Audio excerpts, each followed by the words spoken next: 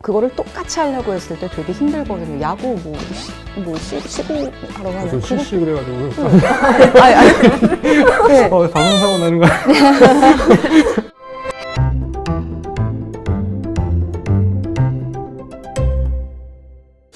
국내 게임 마켓가 그렇게 뭐 이렇게 단칸방에서 작곡가도 없이 생활하다가 어느 시점에 이렇게 음악다운 음악이 좀 임팩트로 다가온 게임이 있었나요? 딱 잘라 말하기는 어려운 게 이미 뭐 일본 같은 데서는 실황 녹음 같은 거 막 하고 있었는데 국내는 사실 그렇게까지 퀄리티 있게는 작업을 안 했어요.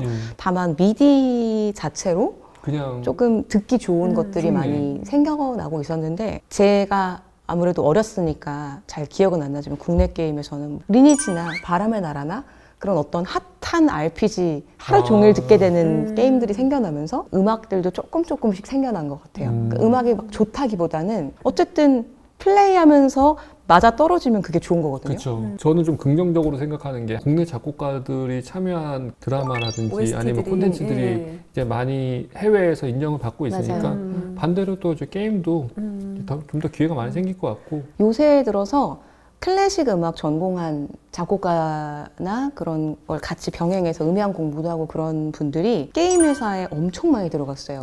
근 한 7, 8년 정도 전부터 조금씩 들어가기 시작했고 최근에는 굉장히 많이 들어왔어요. 그럼 게임 음악을 사운드팀. 게임 회사에서는 자체 제작하겠다는 얘기인 거죠, 앞으로는? 그렇기도 하고 아무래도 좀 많이 공부하고 듣고 화성학적으로 조금 많이 기반이 다져져 있는 분이 있을 때 차이가 좀 다르다 생각을 하신 건지 근데 이렇게 게임 음악으로 생존하기 위해서 어쨌든 우리나라 게임 산업이 계속 발달하고 발전하는 것이 중요할 것 같네요. 맞아요. 그리고 약간 이게 거대해지면서 네. 예전에는 효과음 정도로 생각을 네, 했대요, 네. 게임을. 맞아요, 효과음이요. 네, 근데 지금은 영화처럼 하나의 종합예술 장르로 제대로 봐서 OST. 좀 그래갖고 가끔씩 게임을 이제 저는 RPG를 요즘에 자주 하진 않은데 RPG가 지역마다 이렇게 테마가 있잖아요. 맞아요. 와, 그 테마별로 곡이 다 다른데 곡만 들어도 너무 괜찮다. 감동이, 예, 괜찮아요. 그렇죠. 저는 여기서 좀 더 대단했다라고 이제 느낀 게 뭐냐면 처음엔 오케스트라 버전으로 작곡이 되지 않거든요.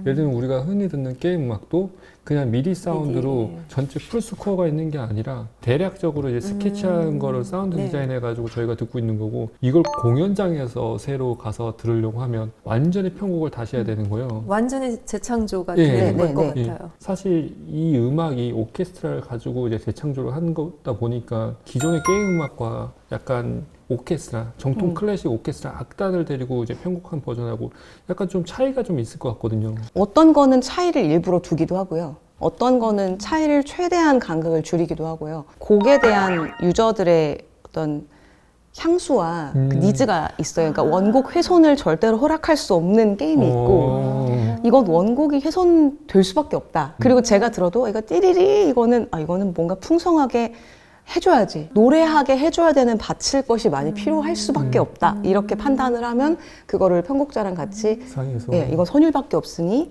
화성 깔아서 이게 이렇게 받쳐가지고 이렇게 하지만 등장하게. 받치더라도 네. 그 선율의 느낌을 훼손하면 또 안 그렇죠. 되잖아요. 그런 것들을 많이 생각했던 것 같아요. 지금 게임을 하려고 하면 네. 사실 플래식을 통하지 않고서는 하기 어려워요. 왜냐면 이게 라이센스가 워낙 민감하다 보니까 네. 이 라이센스를 직접 해결할 수가 없거든요. 게임에서랑 오케스트라랑 단독으로. 그러다 보니까 이제 노하우가 많이 쌓이고 편곡이나 악보에 대해서 실제적으로 그걸 구현할 수 있는 회사가 지금 플래식이 유일하다 보니까 그 회사의 대표님이 또 지휘자 출신이고 작곡을 그렇죠. 네. 사람들이 게임하면서 알던 음악을 콘서트에 올리기 위해서 컨설타이징하는 작업에 꼭 필요하신 분이라는 생각이 들어요. 그래서 제가 그렇게까지는 아닌데요.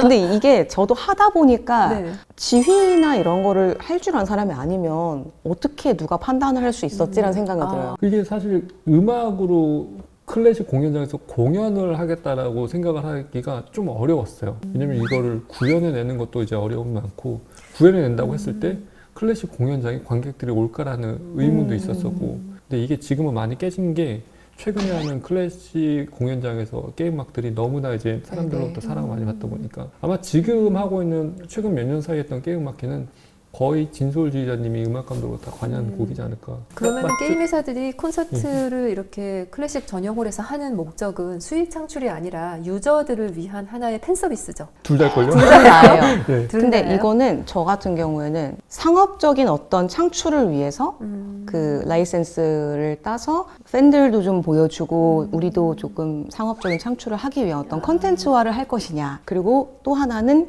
게임사에서 원하는 건데 게임사에서 상업적 창출보다는 브랜드 서비스의 브랜드 효과 그리고 뭔가 행사 개념으로 네. 선물 주는 것 같은 공연을 만들고 싶고 예산은 그냥 줄 테니 그 예산 안에서 사용하시고 그렇게 사이즈를 네. 주는 거죠. 네. 지금 이 과정들에 쓰이는 어마어마한 비용이 지금 생각이 네, 네, 나더라고요. 네, 네, 네. 그렇다면 맞아요. 어차피 이건 수익 창출이 안 되겠구나. 아, 그래서 작가님 여쭤보신 예. 거구나. 생각보다 수익 창출이 되진 않아요. 네.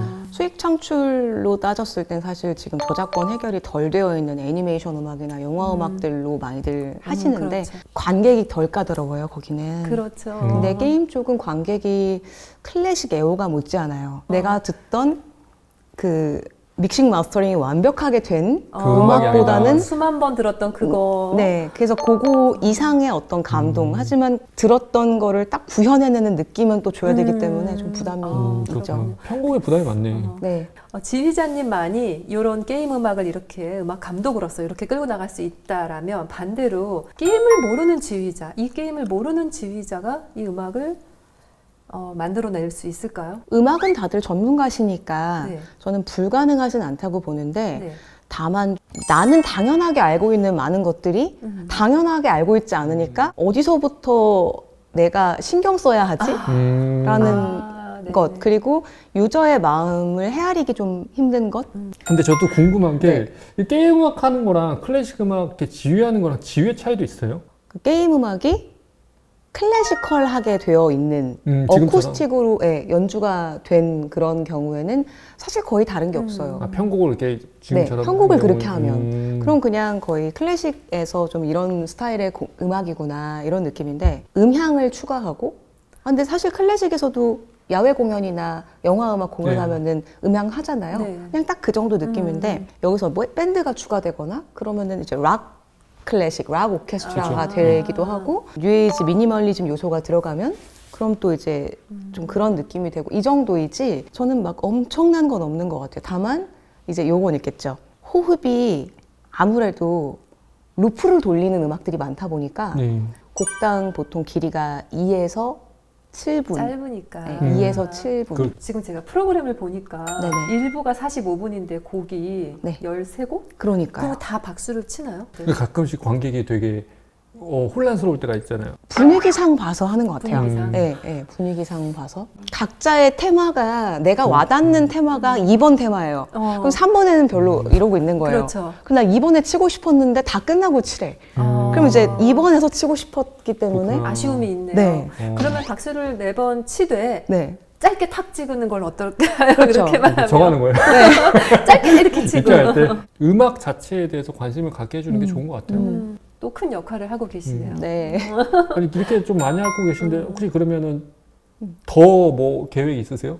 사실 이 분야를 작곡을 하진 않았는데 다른 형태로 그냥 창작 작품을 혼자 모아놓은 것들은 좀 있고요. 이거를 언제 어떻게 연주를 해서 어떻게 해보면 좋을까 하면서 여유가 있기를. 문명 때문에 못 하시는 거 아니에요? 리니지를 이제 저희가 게임 마켓을 하니까 리니지 다시 얘기해 보면 리니지는 정말 대한민국에서 가장 장수한 게임이잖아요. 맞아요. 그런 게임 음악을 저희가 이제 9월에 경기필과 함께 네, 공연을 실시합니다. 많은 네. 사랑 부탁드리고요. 네. 여기까지 이제 집행에서 역할을 한 것 같아요. 지금은 좀 당연하다고 생각이 드는데 뭐 여자 지휘자라고 해서 다르다는 인식이 전혀 없거든요. 지휘자님이 처음에 지휘를 했을 때는 거의 이제 10년 전인데 본인이 여자라서 좀 지휘를 하는 거에 대한 어려움이 있었거나 아니면 내가 지휘 공부하는 게 남자들이랑 좀 다르다는 생각을 하신 적이 있으실까요? 지금 현재 지휘를 전공하는 여자분들이 많아졌잖아요. 그 여자분들이 정말 고민 상담을 많이 해주시는데 그 내용이에요. 네. 뭐냐면요. 선생님 왜 저는 남자처럼 안 되죠? 걔네들은 막 이렇게 뭐 하는데 나는 이렇게 이렇게 그게 잘 애쓰는 안 느- 된다. 애써야 되는 느낌? 예, 이거를 해결하고 싶다. 그래서 저도 많은 고민을 했던 부분이고 네. 많은 여성 지휘자님들이 해보셨겠지만 이거는 조금 지휘나 음악적으로 접근하기보다는 몸, 알렉산더 테크닉 약간 네. 이런 쪽으로 생각을 해보면 좋을 것 같아요. 왜냐하면은 애초에 근육량이 다르고 그 그럼요. 뭔가 지구력이 다른데 이거를 똑같이 하려고 했을 때 내가 더 힘든 건 너무 당연한 거거든요. 이렇게만 휘둘러도 벌써 이 느낌이 다를 수밖에 네. 없죠. 남자 여자 뼈 굵기도 다른데요. 그러니까요. 그리고 네. 체형이 다르잖아요. 그렇죠. 지휘자의 심볼이 보통 서양에서도 그렇고 마에스트로 하면은 역삼각형의 그 턱시도를 입은 네. 남자로 많이 표현이 돼요. 근데 여자는 삼각형으로 생겼어요. 몸이. 어쨌든 중성적이거나 이런 거는 많은 리더십에 도움이 되지만 그거를 똑같이 하려고 했을 때 되게 힘들거든요. 야구 시구 하라고 하나요? 저 실식을 해가지고 네. 방송사고 나는 거야. 신체적인 조건에 두고 생각을 하는 것 자체가 잘못됐다는 네. 거죠. 그동안 남성이 어쨌든 이거를 해왔었기 때문에 우리도 모르게 남성이 하는 거니까 이렇게 해야 돼라는 인식이 생긴 것 뿐이지 거기에서 이제 자유로워지고 뭔가 새로운 신체적인 운동성을 발견해야 되는 건 또 우리의 몫인 거죠. 또 남자 지휘자분 중에는 이게 유연한 움직임이 좀 안 돼서 발레를 따로 배우시는 분도 봤어요. 그게 성별에 따라서가 아니라 네. 자신에게 맞는 지휘법을 맞아요. 찾아가는 게 중요하다. 남자분들도 되게 부드럽고 네. 힘보다는 여려하시는 분 있어요. 약간 네. 이런 분들도 네, 네. 계시잖아요. 네, 맞아요. 근데 아무래도 좀 저희가 여자분들이 잘 안 되는 것에 집중을 하다 보니 그렇게 된 것 같아요, 생각이. 그만큼 반대로 나머지가 쉬운 게 아닐까. 또 그렇게 뒤집어 생각할 수 해보면, 있네요. 네, 네. 오늘 1부에서 진솔 지휘자님 모시고 많은 얘기를 나눴는데요. 사실 클래식 음악만 얘기하기에는 이제 이 오케스트라 음악이라는 것 자체가 너무 이제 광범위하게 사용되고 있고 또 진솔 지휘자님이 지금 도전하고 계시는 이 많은 것들이 어느 한 군데 편협하게 바라봐야 되는 그런 게 아니라 좀 넓게 바라봐야 된다는 시각에서 진솔 지휘자님과 함께한 시간이 좀 의미 있었던 시간인 것 같고요. 저희는 2부에 다시 찾아뵙도록 하겠습니다. 감사합니다. 감사합니다.